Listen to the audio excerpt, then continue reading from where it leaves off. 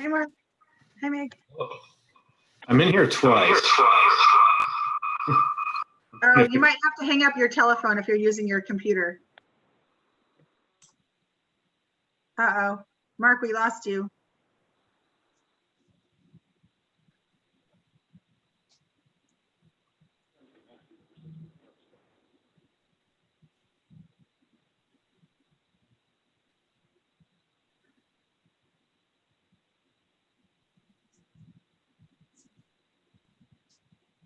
Hello, Chairman Corey. Good afternoon. I'm going to go ahead and call the meeting to order. This is the regular meeting of the Solid Waste Advisory Commission. This is Wednesday, August 26th. It is now 2 minutes after 4. We'll start with roll call. Please identify if you're connected. Mark Nelson. Mark, you're on mute. I'll move on for now. Steve Corey, here. Meg Larson. Here. And Sean Keating and Isabel Cow. Ex officio members, Rochelle Klein. Here. And Councilman Liz Strader. Hey, I'm here. Perfect. And I'm here. Quorum being present, we'll go ahead and move on with the meeting. First is adoption of the agenda. Hopefully you've had a chance to look at it. Are there any comments on the proposed agenda? Mr. Chair, no comments. I would move to approve the agenda as presented or adopt the agenda. I would second that. It's been moved and seconded that the agenda be approved as written. Further comments? Sensing the commission is ready for a vote, all those in favor of approving the agenda as written signify by saying aye. Aye. Any opposed, nay? Motion passes. First item on the agenda is approval of the minutes from the July 22nd meeting, our last regular meeting. Are there comments on the draft minutes from that meeting?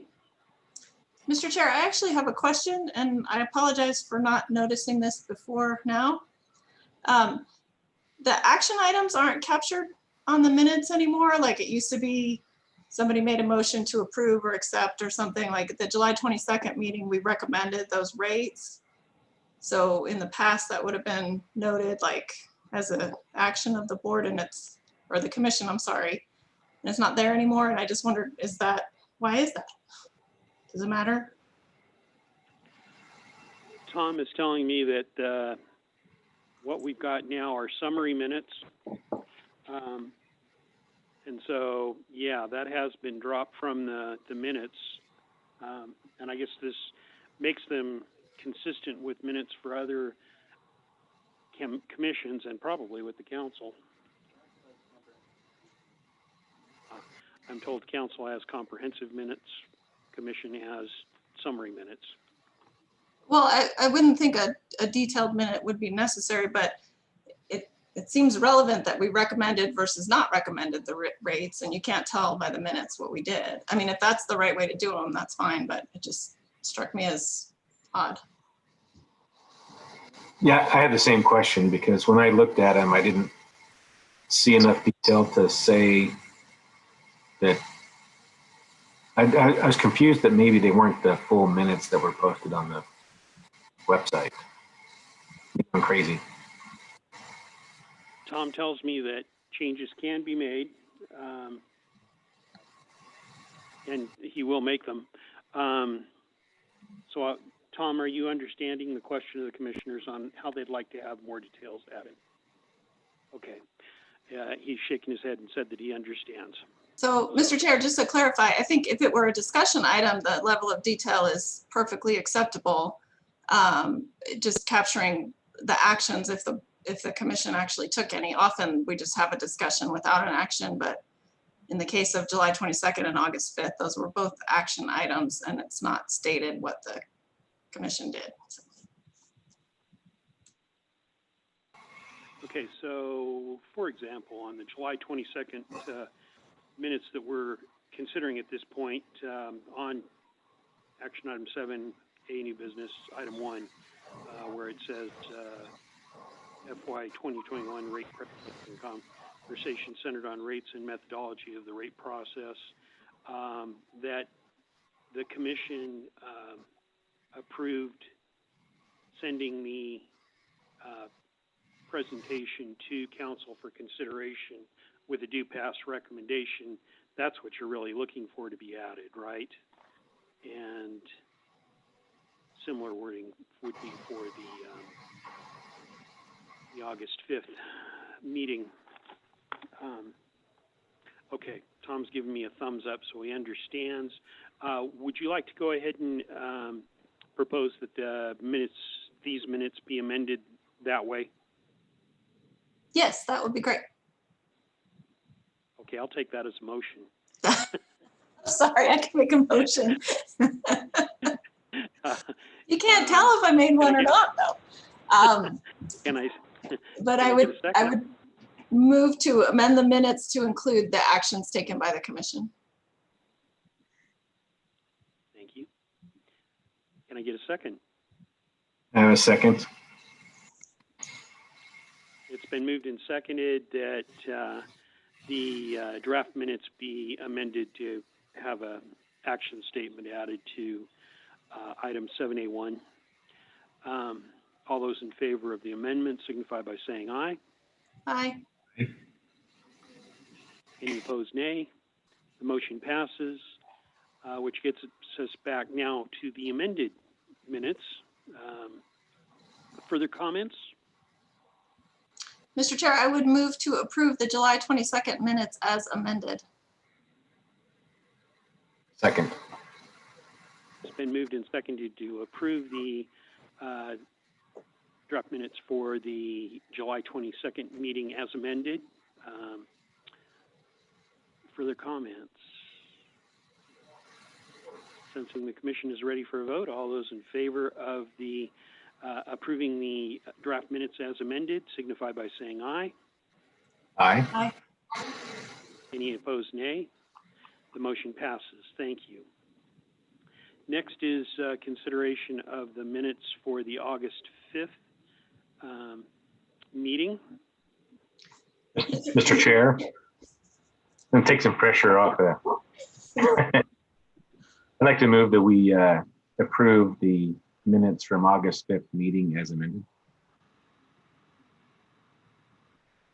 Would you like to have them amended to say that the same statement that the commission passed on the material to City Council with a due pass recommendation? Yes. Okay, Second. I'll consider that part of the motion. So it's been moved that we go ahead and approve the minutes for the draft minutes for the August 5th meeting with an amendment that the proposed industrial rates were passed on for consideration by council with the due pass recommendation. Is there a second? Second. And the chair is combining those two steps into a single motion, even though that's probably not strictly correct, but we can go that way. Is there further comments on the minutes for the draft minutes for the August 5th meeting?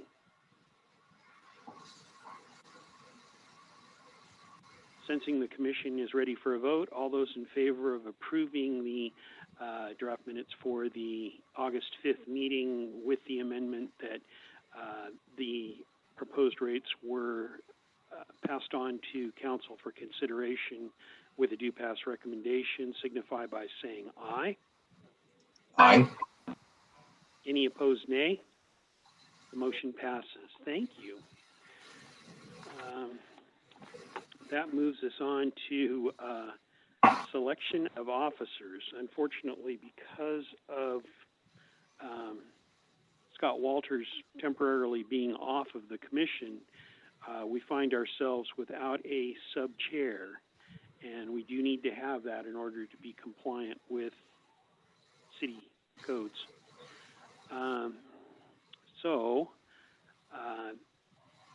That position, nominations for that position are open.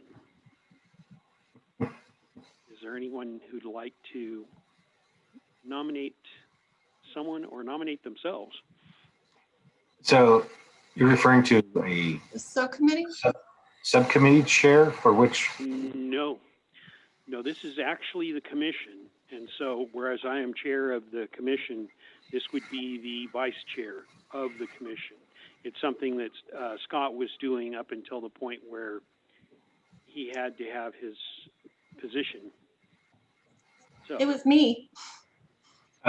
Yes. oh, it was you? I was doing such a great job, no one knew. So Commissioner Walters was the vice chair the previous year. And Okay. you I haven't stand missed the meeting corrected, yet. So. and I apologize. And So, never mind.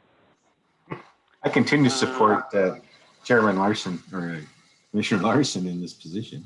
How's that? Thank you. I would like to state for the record that Meg is doing a wonderful job as committee chairman, and I do I do hope not to go ahead and dump more work on her to go ahead and make her feel like it's a owner's position. So that being said, was Commissioner Walters a co-chair for any subcommittees right now? I don't know if we have any. The only committee we have operating is the Bicycles, right? Solid Waste Management Program Plan. I thought, Mr. Chairman, Only don't we also recycle have the bicycles? I thought there were Was two. he our liaison to Recycle a Bicycle, Rochelle? I think Commissioner Keating is, but he was helping with that committee. Okay. Is So- Commissioner Walters coming back on though, right? Isn't that his plan? I believe he is applying for consideration for a slot. Oh, So once we go through the machinations, well, the council will pick that up at sometime in the future. okay. Yeah, it's my understanding that he's Not applied. wishing- He's what? It's my understanding that he has applied Okay. Okay. for that position and is just waiting for follow-up. Yeah, Tom is telling me that the window for applications to be submitted is still open at this time, but anyway. So, yeah, Tom says he will strike that from the record.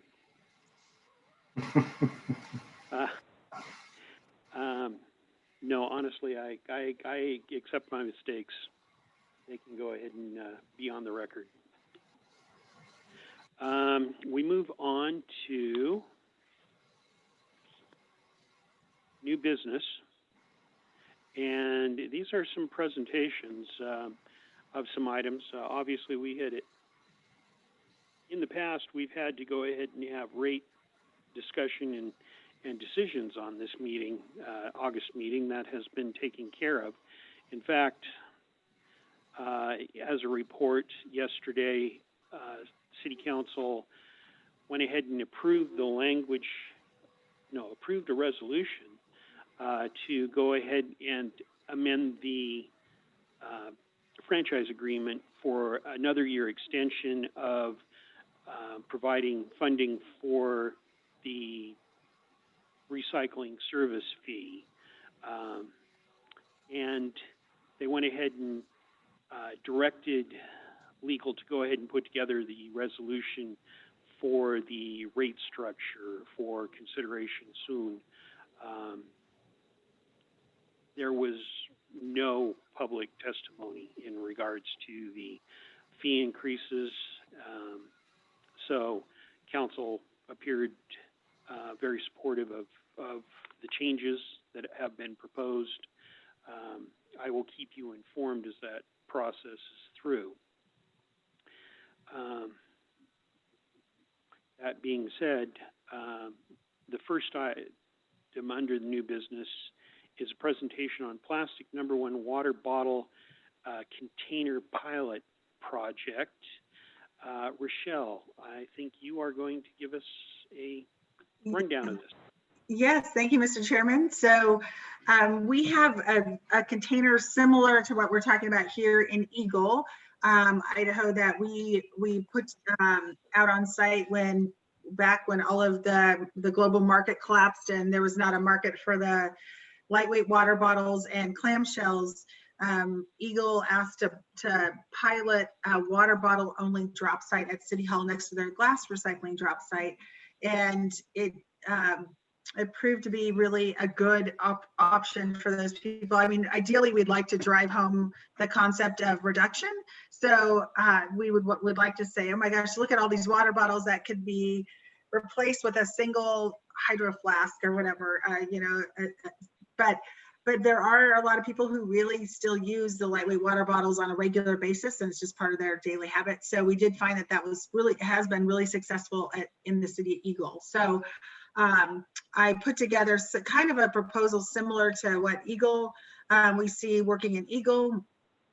Similar to the glass box, we have two 30-yard containers. Like if you've used the glass recycling drop site at the transfer station, we have two types. We have one with windows cut in the side that you can side load, and then we have a low profile one for people to dump in that have a hard time reaching up high to use the 30-yard containers. In this case, we could do something similar. We would probably need two containers. The 30-yard container could be staged inside by the transfer station, by the glass recycling site and the cardboard only recycling site.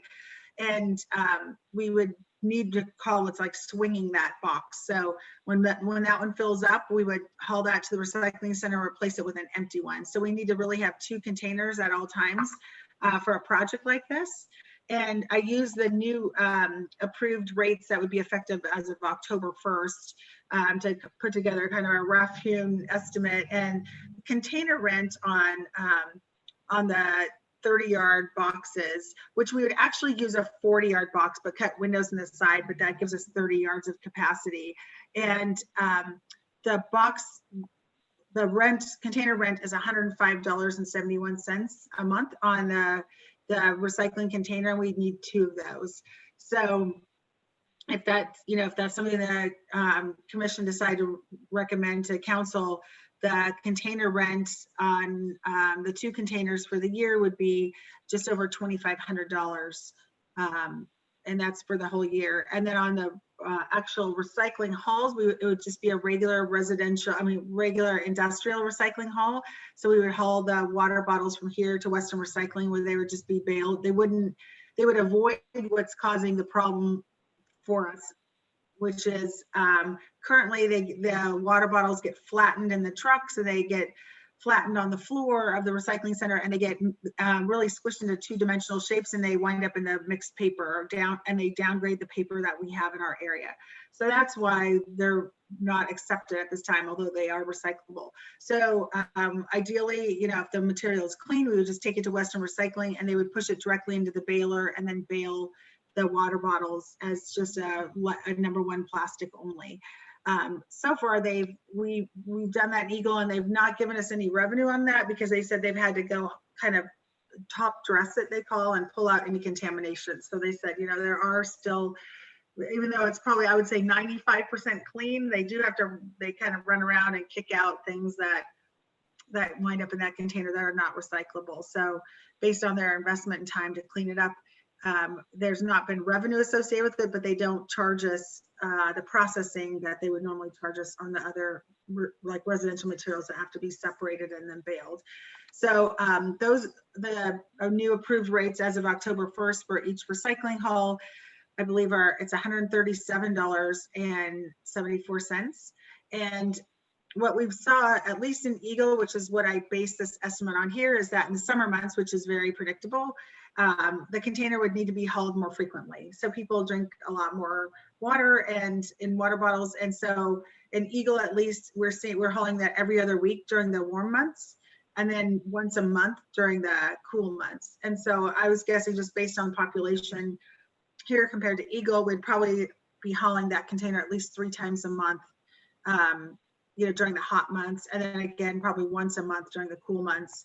So based on 5 hot months and 7 cool months, I came up with an annual projected cost for the hauling of $3,030.43, which means the project total without tax, the project total would be for the year to have water bottle recycling at the Meridian transfer station would be about $5,567.47. And again, this is just an estimate.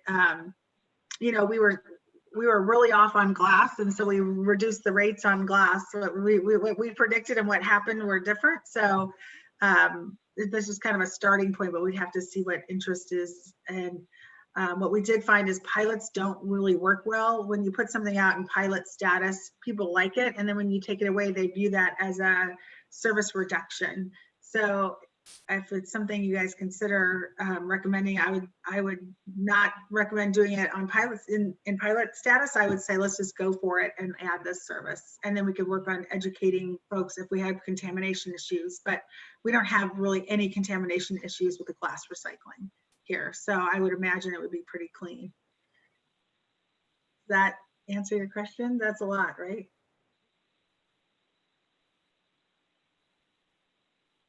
Thank you, Rochelle.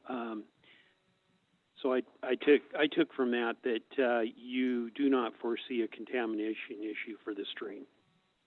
Mr. Chairman, I don't. I mean, we were pleasantly surprised. It's just community by community that we see different things. I mean, we don't see contamination in the glass recycling here. So I think that's pretty indicative of the users of this facility and the people willing to separate out their recyclables. I mean, we have people that come here regularly that split out just their cardboard and glass and their metal, like bulky metals and wood. I mean, the people will spend a lot of time here, and the people who tend to do that are people who really care about the quality of materials. So I would expect this to be like the other programs that we have or other recycling offerings we have on site. And so I would expect it to be pretty clean.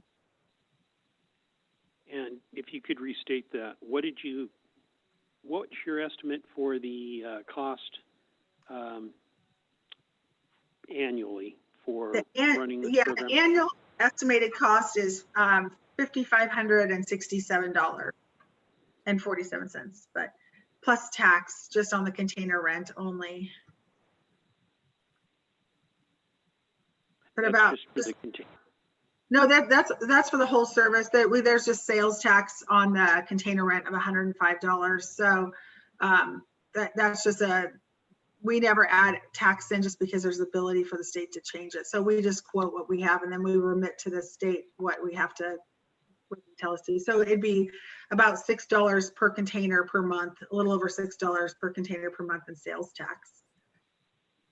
And Councilwoman Strader, just so you know, we used to not break out container rent in all of our services, and we were challenged by the state that we had to break out. There's an imputed value in the containers, and we need to break that out so they can collect sales tax on it. So we used to have just a global fee. We fought that case and we went all the way to the Supreme Court in Idaho, and we lost. So they now use us on their tax brochure saying you have to charge rent on trash containers. Wow. So they put us on the front of the brochure. So we now do that. And so that's, an additional probably a little over $12 a month would be state sales tax. So Rochelle, I have, Mr. Chair, Rochelle, I have 2 questions. Sure. One just kind of a practical one. So this won't be open like the glass is because all the bottles would blow out, right? Right. So we could only have the 40-yard container with the windows cut inside for this one for that exact reason. Yeah. Okay. And then, even though it's a rental, is there any opportunity to put posters on the side of the container that say, you could save all these water bottles with a reusable, shame on you for. No, I don't know if the shaming works very well, but Just kidding. what we can do is we can put a wrap on there. We can do whatever we want, right? So we can definitely put information on there about waste reduction. I mean, that's our goal, right? Is to eventually not even have a need for a container like this because everybody's using their thermos. So yes, I mean, we can put whatever signage, if we have SWAC approved signage we want to put on there, we can definitely do that. It's probably better to do this than landfilling them, I guess.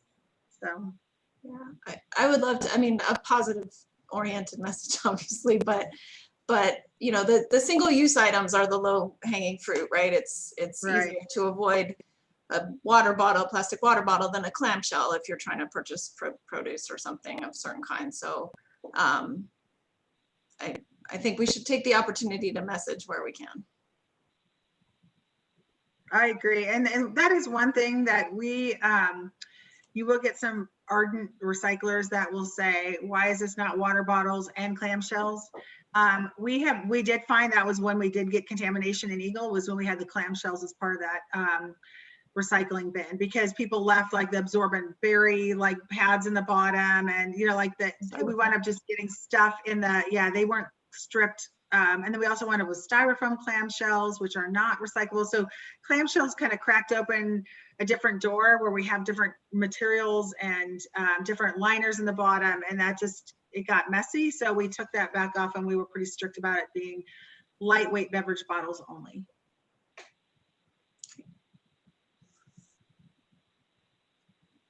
Mark, I like your background.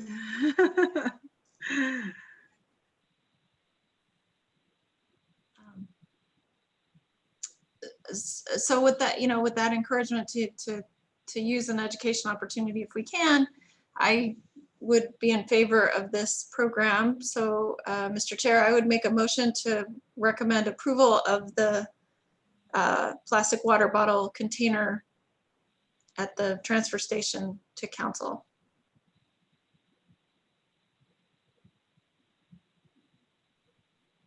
Lost your sound.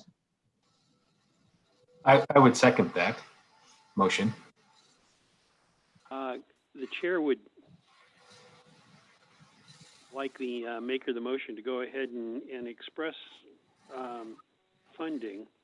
And certainly, maybe you have a question for Councilwoman Strader in regards to this.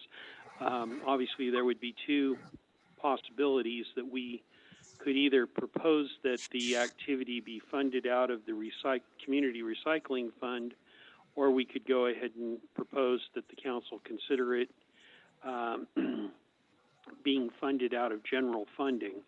And I don't know whether the window is closed on that or whether there's no opportunity for that. I'll turn it over to Councilwoman Strader. Your mic is off at this moment.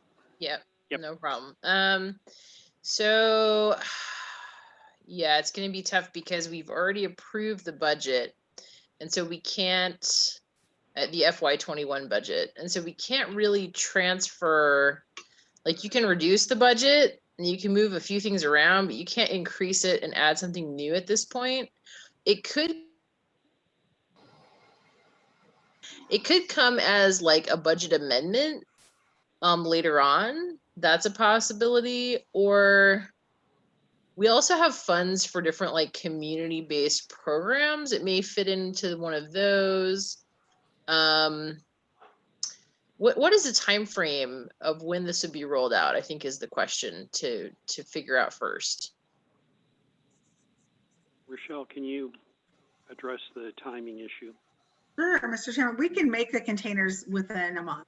So we could have them ready to go, by the end of September, which is probably kind of funny when you think about it. We're coming into the cool season, but it would still be a program offering. And the other thing on funding is we've kept it kind of quiet and we haven't really talked about it too much, but back when cardboard started to have a little bit of value to it, we re-racked the hand-in-hand we recycle container, and we made that a cardboard only container, and then put the other commodities in recycling carts off to the side.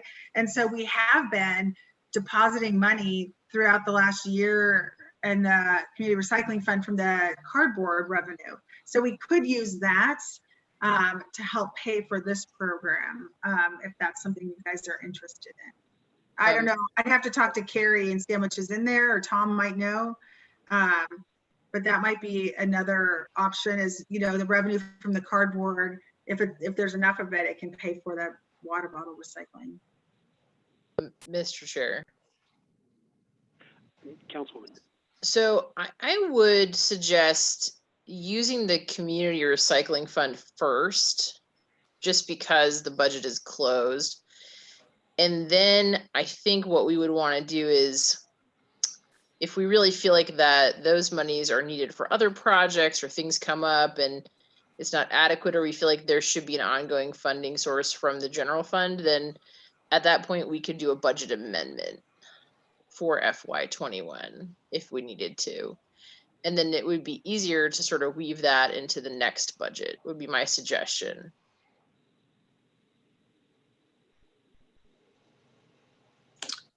Chair would go ahead and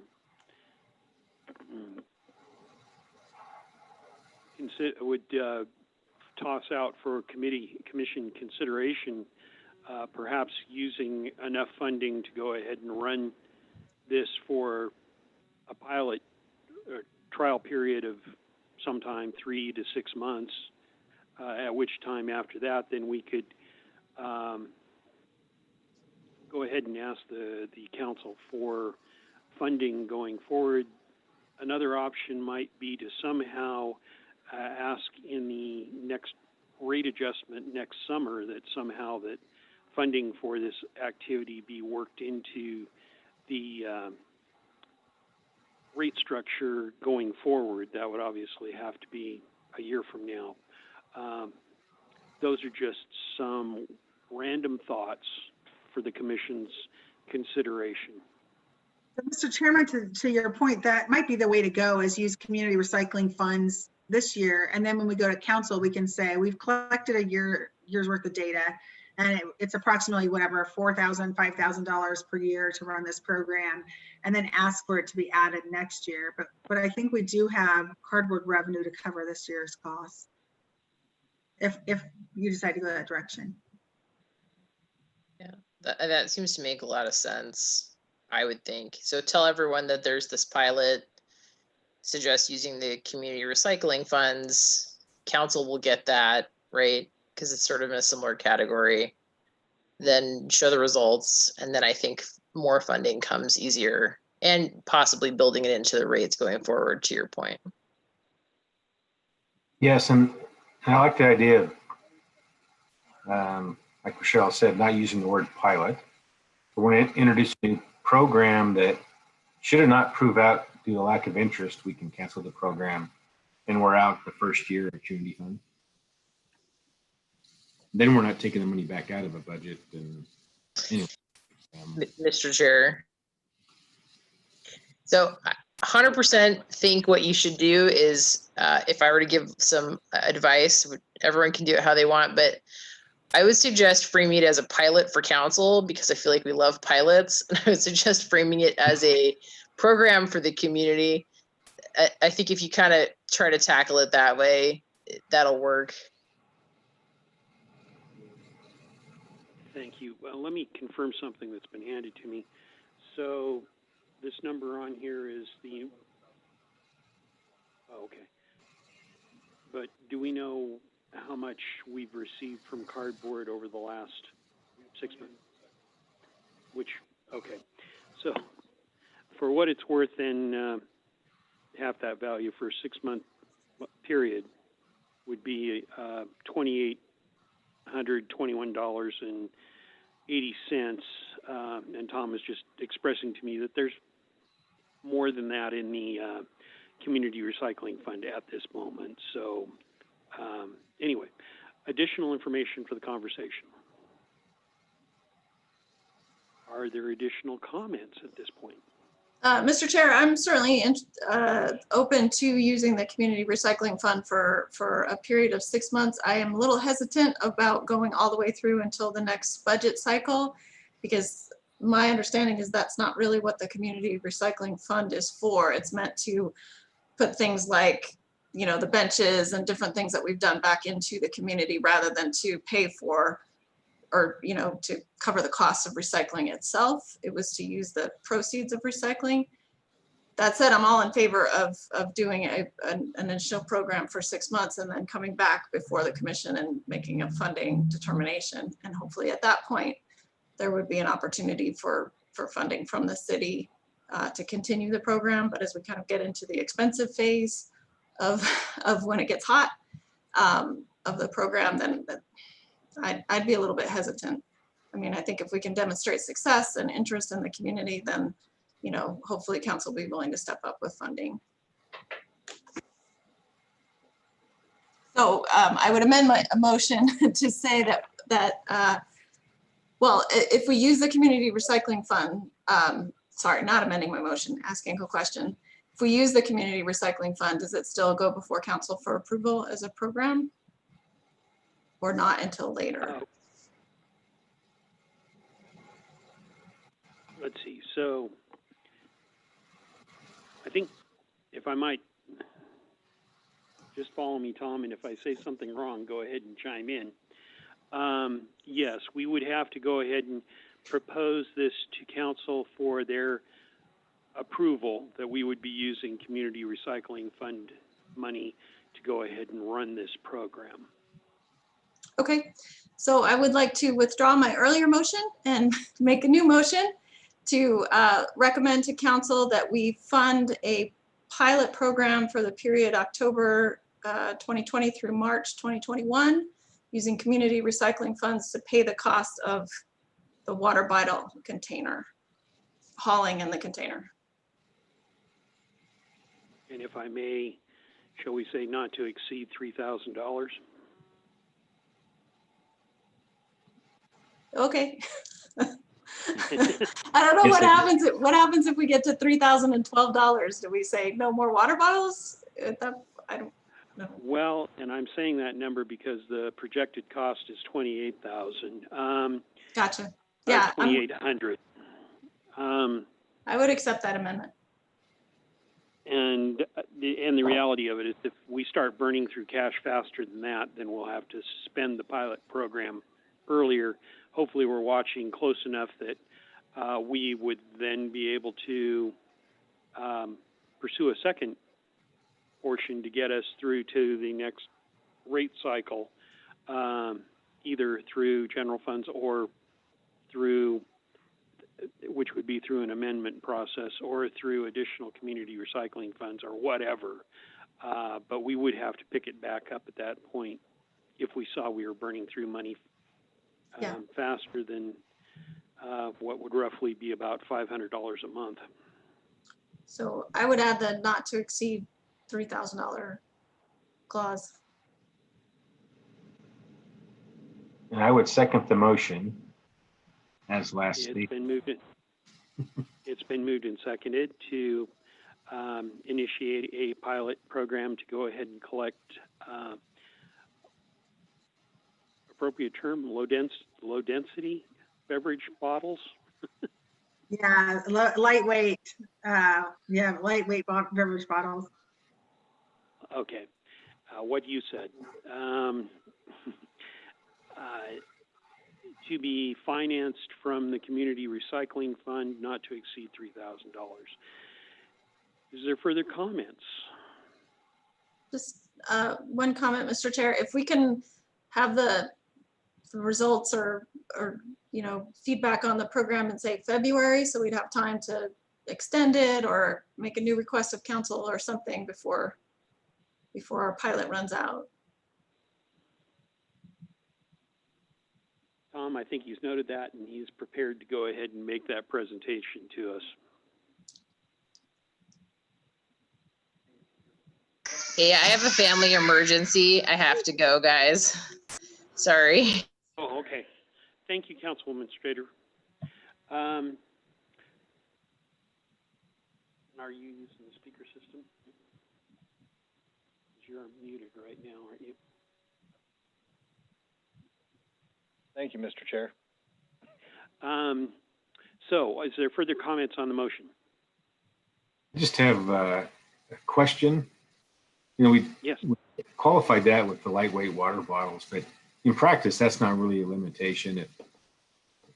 In the Eagle program, water bottles to include, but we're trying to get those lightweight ones out of the system, right?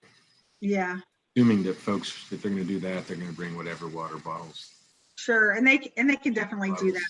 So they're more robust. Number 1 and 2 bottles and jugs can go right in their recycling cart at home, but they can definitely go in this container if people want to haul them in.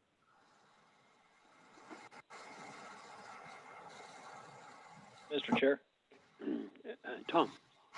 I would just like to kind of piggyback on Rochelle's point. I think the simpler we make this with the less items that are allowed to go in initially, the less contamination risk we run, and the more successful the program will be, which will lead to more likely adoption of a continuation of the program. Thank you. Additional comments? Sensing the commission is ready for a vote. Oh. All those in favor of the motion to propose to council for a pilot program running from October through March to be financed out of the community recycling funds, not to exceed $3,000, signify by saying aye. Aye. Any opposed, nay? Motion passes. Thank you. Tom, can you arrange to put that on council, and I will champion that to the council.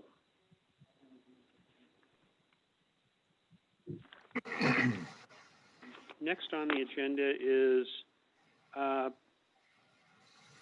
discussion about recycling collection frequency.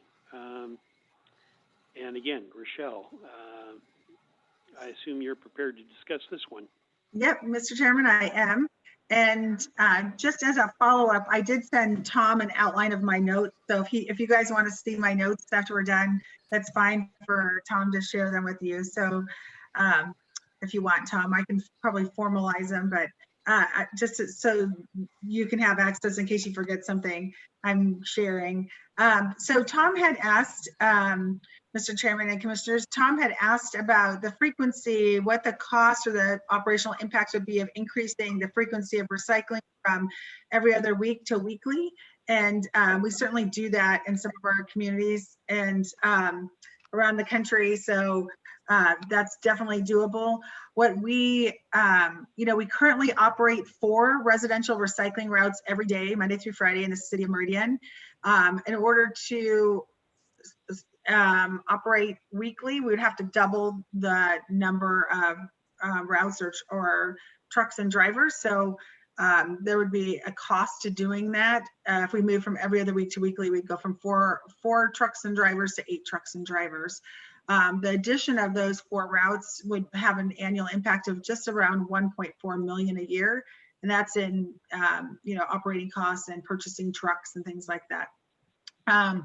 It would take roughly 12 months to implement, and that's due to lead time on ordering trucks and ordering and hiring drivers and training drivers and getting education out to customers. And generally for a change that's going to include trucks, it can be 6 to 12 months, but we always say 12 months just to be safe, especially during these COVID times where production has been really slow on getting trucks. But a few caveats to this, we generally recommend moving from every other week recycling to weekly recycling when we see a 50% or greater saturation of second carts. So the way Meridian is currently structured, all recyclables need to be in the cart. And so assuming that people have so much recycling that they'd want it to go weekly versus every other week, that means that they're either throwing it away or they need a second recycling cart. We in our changes daily because we see that number of households growing in Meridian, but we're currently showing about 33,243 Meridian residents that have cart service. And we have 34,329 recycling carts on the street, which means there are about 1,086 extra recycling carts beyond, or second carts. So that's about a 3.3% average in any given month of Meridian customers that have a second recycling cart. So it's still pretty low at this point in time.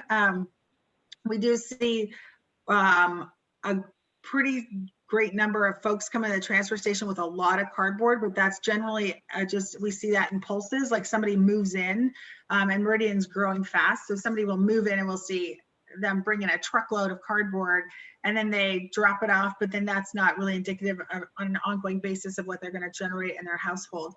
But we do see a lot of, Meridian's growing, so we see a lot of people dropping off their cardboard from the moves, from moving in or moving around Meridian here at the transfer station. The nice thing about the city of Meridian is the rates are structured to be more favorable for second recycling carts than trash carts.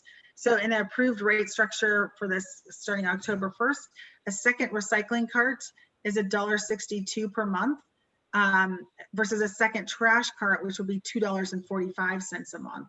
So there are financial incentives in place to drive recycling versus trash for people who do have an ongoing need for more than one cart's worth of recycling.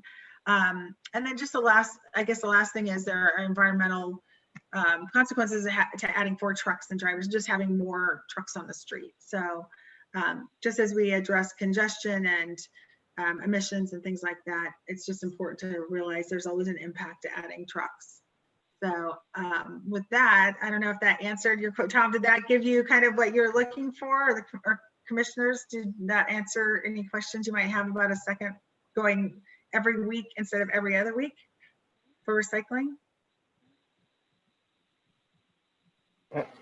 Tom's giving me a head nod that that does provide the information he was considering. Okay. So that information is now placed before the commission.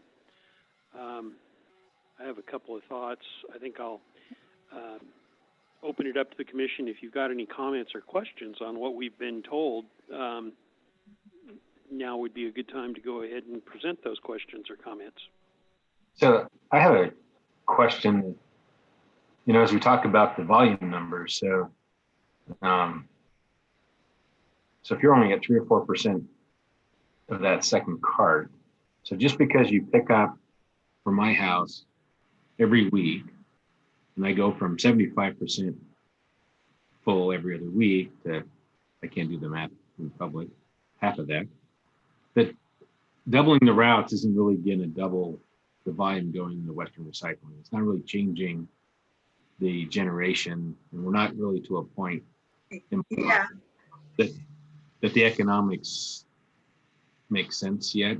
So it's Right.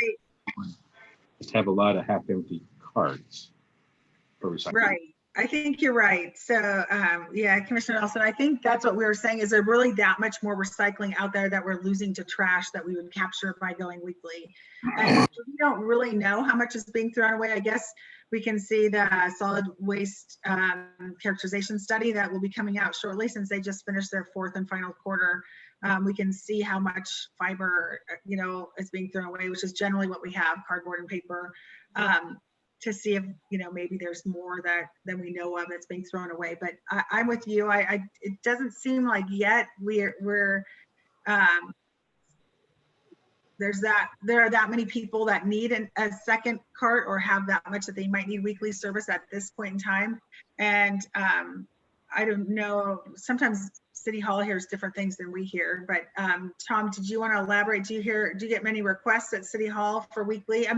We do have a bubble of ardent recyclers out there in every city that are always supportive of shifting trash to every other week and having recycling go weekly. But we also have people who don't recycle at all. So we always need to make sure we offer that base level of trash service, at least for the time being until things change. But do you hear anything different, Tom? Are you getting a lot of requests for weekly recycling and every other week trash? Thank you, Mr. Chair. Rochelle, we've had a small but very vocal group that has continued to press this issue, Yeah. mostly pretty much monthly. And we tend to get a little bit of a reverberation of that as people move in and have issue either with the desire to bring their cardboard to the transfer station, or just not understanding, coming from different locations that have had different recycling rules and opportunities for them.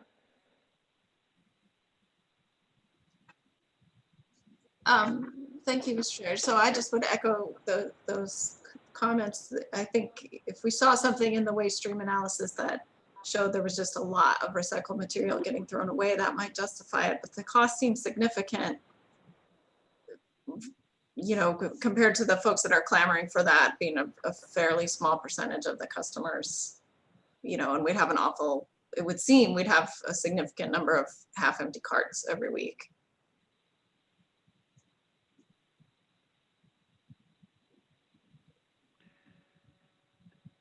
Rochelle, mentally doing the math, an estimate of 1.1 million per year. Oh, 1.4. Did I write 1.1? I think it should be 1.4. Sorry. Okay. Divided by 12 months and divided by 33,000 households. Obviously, those numbers are actually 33,000 is a little low, but what I'm seeing is $3 per household per month increase to go ahead and cover everyone getting weekly service. And as you've expressed, for those individuals who feel like they need additional service, adding $1.62 to have another recycle cart per month, having those people have that opportunity, I'm seeing quite a financial incentive to go ahead and be encouraging people to get additional carts rather than setting up a citywide program at this point until we start seeing a lot of people have a lot of extra recycle carts and such. Just my comment to put on the record. Are there additional comments on the presentation that we've had on increasing the frequency of collection of recycling carts from every 2 weeks to every 1 week? Commissioners? Mr. Chair, probably my last comment is that it seems to be that if we double the number of trucks and it's more miles a truck on the road and more fuel burned for not enough gain yet, that environmentally I don't think we come out ahead yet. And so it seems that in response to kind of that public request is we're trying to think for them on their behalf to kind of do the right thing environmentally, right? And it just doesn't seem like it makes sense yet, especially to do something, get some in motion prior to any survey results.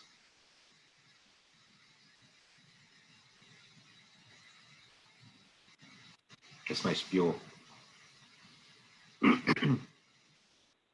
Thank you, Commissioner.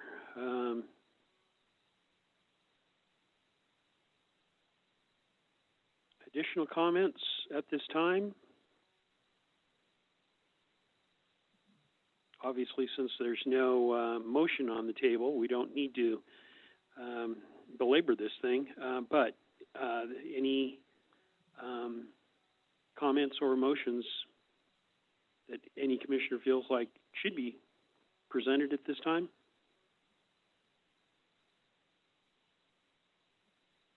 Sensing the commission is ready to move on, we'll move on to the next item, which would be to create unlimited cardboard collection option. Rochelle? Sure. So thank you, Mr. Chairman and Commissioners. So this is, I actually love Meridian's collection style where everything needs to be in the cart on collection day, just because I think it's really thoughtful the way it's been, laid out. And I think that there are some advantages to that. So it's, once you go to unlimited or you change it, then it's hard to reel that back in. So that being said, we do see those pulses, like I said, of cardboard. And also we have shifted more toward a mail kind of mail light and lifestyle, or delivery lifestyle, where everything comes in a box from Amazon or another company on our front porches. So we see a lot more cardboard than we used to. That being said, that the current routes are structured, they're optimized so that they, you know, each driver works just about 50 hours a week, a little bit less, like I'd say 42 to 48 hours a week on average. And we adjust those routes seasonally. So, you know, even though we see a lot of cardboard and recyclable material after holidays, we see it drops in the summer when people are away and on vacation. It doesn't seem like there would be seasons to recycling, but there really are. So we adjust those routes, and right now all the routes are optimized. If we go to unlimited cardboard collection, we would just have to adjust routes. So the drivers spend a lot of time out of the truck picking up cardboard. And so they dump the cart into the top of the truck, the recycling cart. They would have to get out and then hand load the cardboard into the cart again, and just use the controls outside the truck to dump it a second time or third time, depending on how much cardboard there was into the truck. So what that does is it just slows down efficiencies in the route. So we would definitely have to add a driver in a truck if we went that direction, because there's just much more hand throwing and the driver's out of the cab a lot more frequently. We would also have to do some education around cardboard needing to be flattened and cut so that it did fit in the cart. So people know that intuitively when you have a program where you say everything has to be in the cart, everybody knows that has to fit in there. So as soon as you say it's unlimited cardboard, we tend to see big pieces of cardboard, and they're not necessarily able to fit in the cart. So you get a microwave, for example, and you take the microwave out of the box. Well, it's a big box, even flattened, it's not going to fit in the recycling cart. So then the issue becomes, does the driver sit with a box cutter and cut stuff down to make sure it fits in the cart, where currently, like, everybody knows it has to fit in the cart. So they take the time to flatten it and cut it down and get it in the cart. So there's just more education when you go to an unlimited form of collection. So anyway, there would be some education around that. We would definitely need at least one more truck and driver, just because routes would move significantly slower. It also is something that's hard to walk back from. So once you go to material outside the cart, it's hard to get people to go back in the cart if in the future we made that change. Again, we see it in pulses on the move-ins. We don't generally see a lot of it. The people who have a lot of cardboard on an ongoing basis have a second cart for the most part. We do expect that this would be a really well-utilized service though. I mean, if we went to unlimited cardboard, people who are currently bringing their cardboard to the transfer station or have a second cart would go probably back to a single cart and then just save that money and put the cardboard out for us to collect. So the average, and we have both in different communities, but the average cost to operate a route is about $350,000 a year, and that's for the truck and the driver and operating costs, maintenance, and everything like that. So again, we could look at what $350,000 a year divided by 12 divided by the number of households, I guess, would give us an idea of what that would look like, the actual financial impact. I didn't look at the actual impact per household. So, but that's just something that's certainly an option. And you guys are, oops, I think I shrunk you guys and now I can't make you big again. Can you still hear me? Yes. Okay.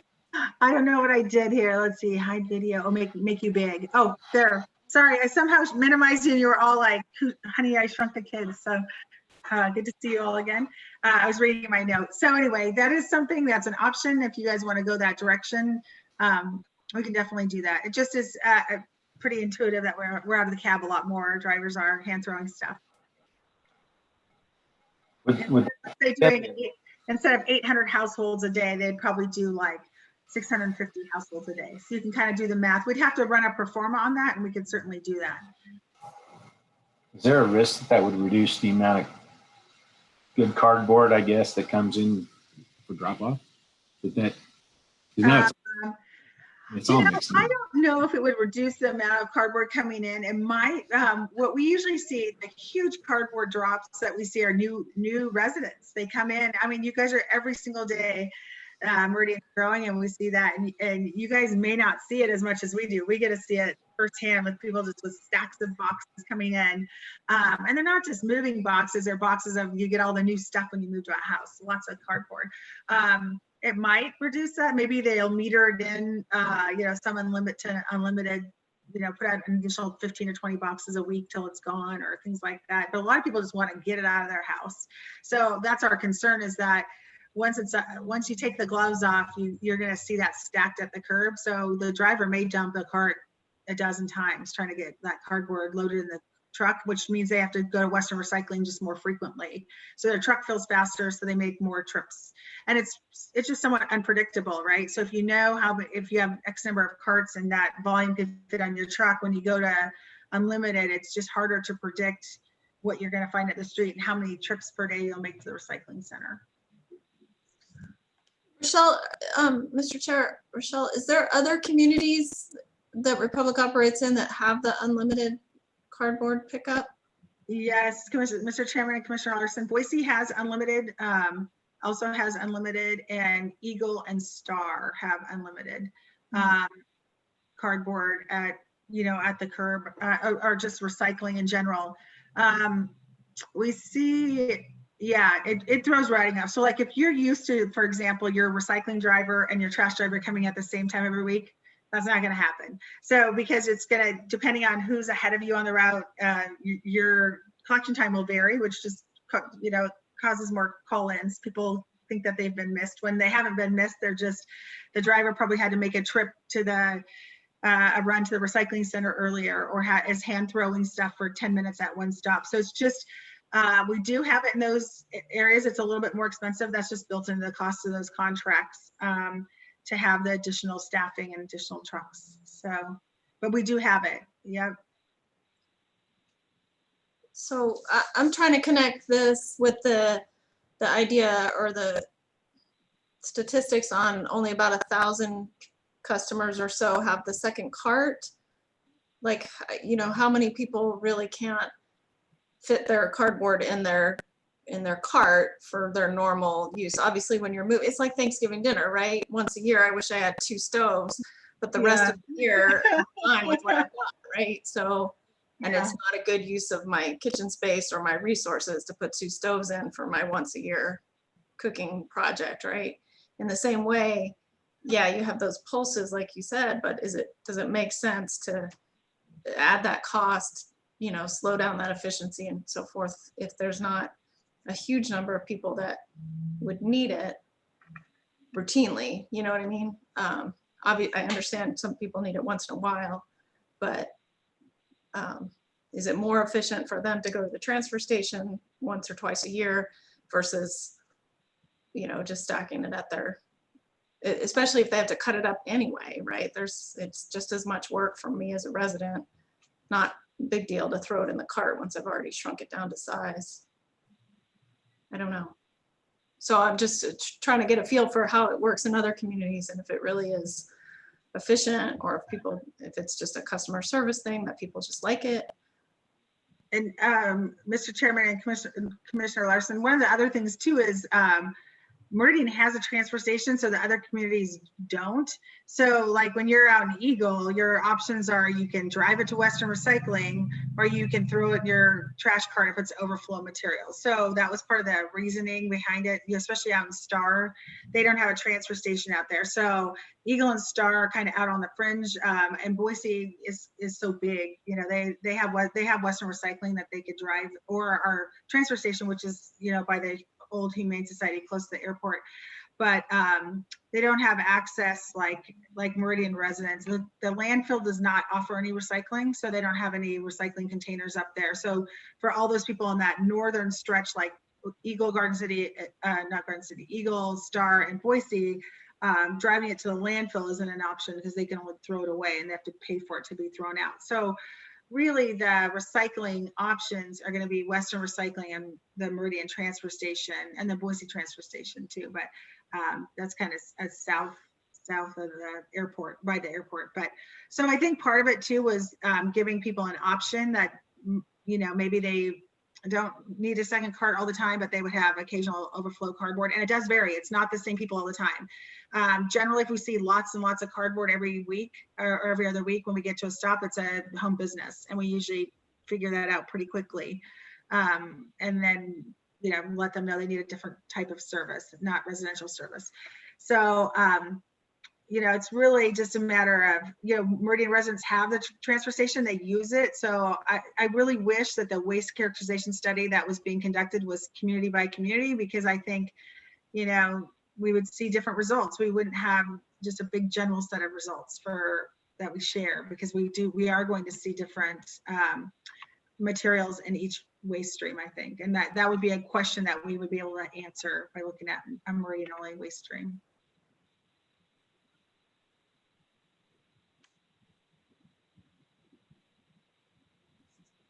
Do you have other questions? Sorry. Commissioners, additional questions or comments? Well, I'm kind of pondering a bit. So that kind of makes sense. So Meridian's kind of an island with a little different kind of access. We're not the north end, and the transfer station is so easy to get to from 10 Mile or from Meridian Road, and all sorts of access. So it kind of makes sense to me that other communities, it's better to have the unlimited. But I'm looking at the previous discussion about recycle frequency. And if we have a voice in the community asking for that, then are they the same voice that's asking for unlimited cardboard? Does that become a compromise to kind of test the waters on the cardboard? But I'm struggling whether in the end, we come out ahead. So I can only think of my own behavior. So when I have a lot of cardboard from a holiday, sometimes I will, fill up my recycle bin as far as it goes, and it might take 2 or 3 2-week periods before it's all gone. And if I don't want it my way, I'll drive it down to the transfer station. I'm assuming that I'm not the only one that does it that way.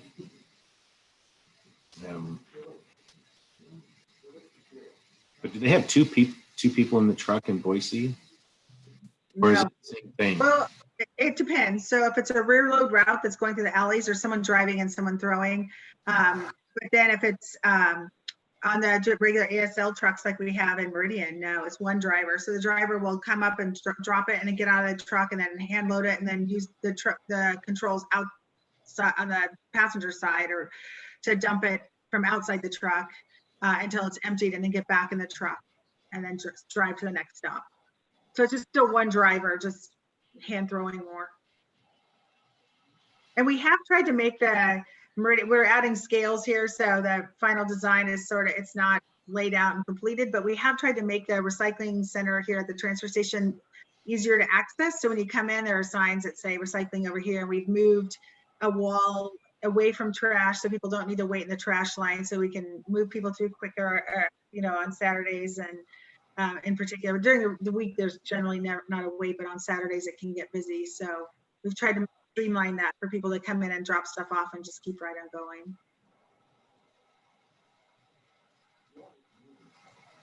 And then I also kind of picked up that the waste characterization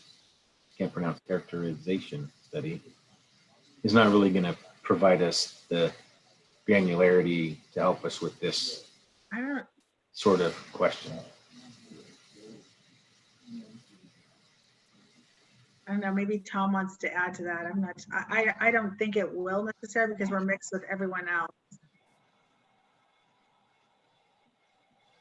Mr. Chair, Commissioner Nelson, I don't really think so. At this point, I think what might be the best compromise based on the input we're getting from residents might be to look at doing something such as a move-in program, where we have a way that we can get residents recycle removed for, as a one-time situation as they come in, or something to that effect. But I don't think it would necessarily behoove us in any way to do either a recycle frequency increase or unlimited recycling as a whole. I think both would put us behind the 8 ball more so than getting us a lot of advantage out of it. I just think I think it might be beneficial for us to advertise that people can get a second recycle cart for less money than a second trash cart, and then also to perhaps explore something like a move-in special or something to that effect, where we have a reduced rate for recycle removal for a one-time for a move-in for a resident or something to that effect. But I'm not suggesting that. I'm just looking at where the issues tend to arise and where the cries are the loudest. And that might be something when we start a new account, you know, when someone calls in to start service, we can say, do you need a cardboard collection? You know, we can tell when people are moving around, and when they move trash into their name, we can say, do you need a one-time stop? And we'll send a, you know, driver over there to just target those really large stops. I would lean more towards that solution, I think, than unlimited. That was a cardboard one, right?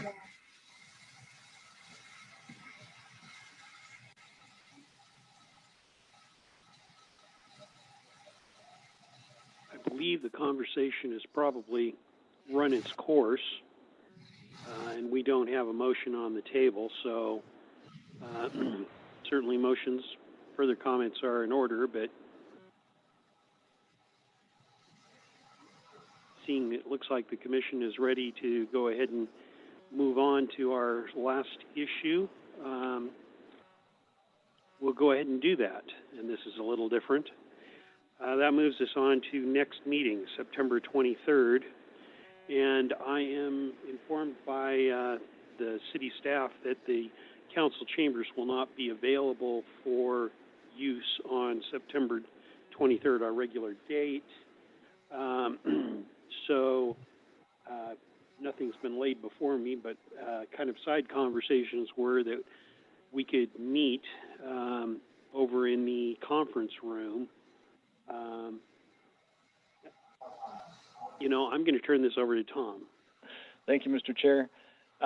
Commissioners, they are doing some AV upgrades in City Hall on the date of our next meeting, September 23rd. So we have a couple options on where we can meet. We have the option to meet just about anywhere, but conference room A and B are available for us. We won't have Zoom capabilities, though. We'll only have a conference line, so it would be we wouldn't be able to see all of our bright, shiny faces, but that would be about the only downside. So we'd still be able to meet at City Hall at our normal time, just in conference room A or B. If that's the desire of the commission, we can get that reserved.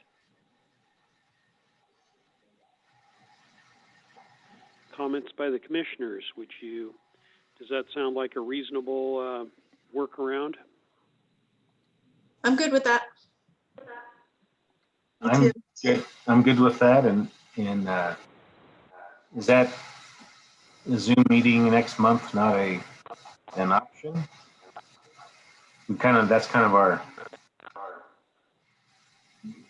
last few months. That's how it's been, or is the city like to get those back in person? Mr. Chair, Commissioner Nelson, it's not that we can't do it. It's not that we don't want to. It's just that we don't have Zoom capability. You could still conference call in. We just wouldn't be able to have the on-camera Zoom portion. So you'd be able to be voice only if you couldn't attend in person. Oh, okay. Yep, I'm ready to get out of the house. Me too.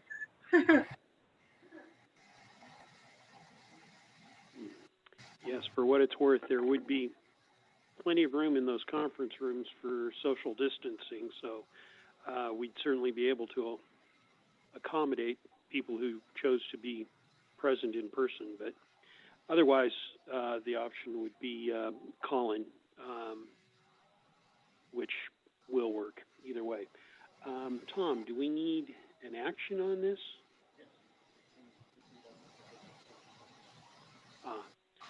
So what we're in need of is a motion that next month's meeting would be held over in the conference room, and that city staff would do whatever would be necessary to allow required public participation in that meeting. Mr. Chair, I would move that the September 23rd, 2020 meeting be held in the conference room with staff to take the necessary steps for public participation. Second that motion. Yeah, it's been moved and seconded that the September meeting would be held in the conference room and that staff would do what was appropriate to accommodate public participation. Further comments? Sensing the commission is ready for a vote, all those in favor of holding the September 23rd meeting over in the conference room signify by saying aye. Aye. Aye. Any opposed, nay? The motion passes. Thank you. That's all of the business that we have on the agenda. Is there any other business that should be brought before the commission at this time? Mr. Chair, Commissioner Keating is not available today, but maybe for next month we can address the recyclable bicycle. Or I'm not sure where we're at there. So if we can get some follow-up next month, or I can reach out. I would imagine that should be fine. We'll have that on the agenda for next month. Commissioner Keating sent us a note that just said that due to work requirements, he was unable to attend the meeting today. So I expect him back next month, and we'll request him to make a report.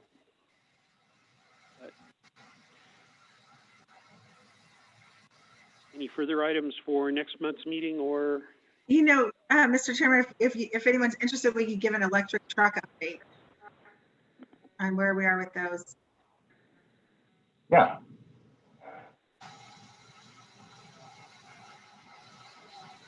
And I admit where I'm at in council chambers, I am getting an echo and having a real hard time distinguishing the discussion, but Tom has been making notes, so I'm going to assume Tom has those two notes. He gives me a thumbs up. So very good. We've caught those two requests, and they're scheduled for next month.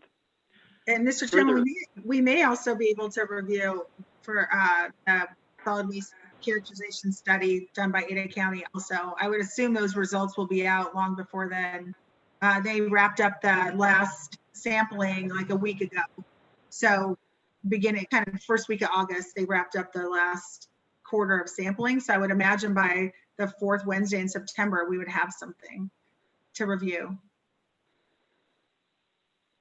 Tentatively. Very good. If we've got that report, then we'll put it on the agenda for discussion.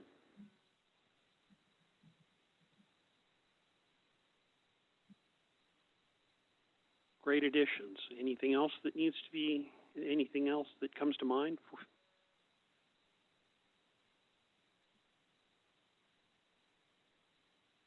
Very good. Well, having completed all the work on our agenda, then I will go ahead and adjourn the meeting. It is now 19 minutes after 5. Thank you for all you do for the city. Thanks, you guys. Have a good night. Bye.